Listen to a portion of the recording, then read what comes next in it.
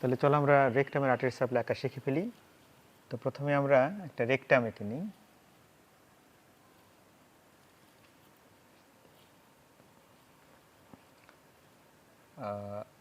এই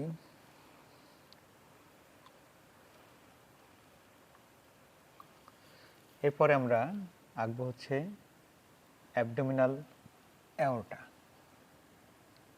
অ্যাবডোমিনাল অ্যাওর্টার lower part, সেখান থেকে ইনফেরিয়র মেজেন্টারিক আর্টারি, সেখান থেকে আসবে সুপিরিয়র রেকটাল আর্টারি।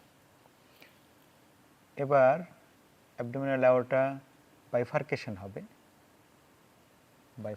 হবে রাইট এবং লেফট কমন আইলিয়াক আর্টারিতে। সেখান থেকে আবার বাইফার্কেশন হবে এক্সটার্নাল আইলিয়াক এবং ইন্টারনাল আইলিয়াক আর্টারিতে, এবারে ইন্টারনাল আইলিয়াক আর্টারি, এটার দুটো ট্রাঙ্ক আছে, একটা অ্যান্টেরিয়র একটা পোস্টেরিয়র, অ্যান্টেরিয়র এবং পোস্টেরিয়র। এই অ্যান্টেরিয়র যে ট্রাঙ্কটা ইন্টারনাল আইলিয়াক আর্টারির, সেখান থেকে একটা আর্টারি আসবে মিডল রেকটাল আর্টারি, এবং এই অ্যান্টেরিয়র ট্রাঙ্কের আরেকটা যে ব্রাঞ্চ ইন্টারনাল পোডেন্টাল আর্টারি, সেখান থেকে আসবে ইনফিরিয়র রেকটাল আর্টারি। দুই পাশে এঁকে দিই। পরীক্ষার সময় যে কোনো একদিকে দেখালেও হবে।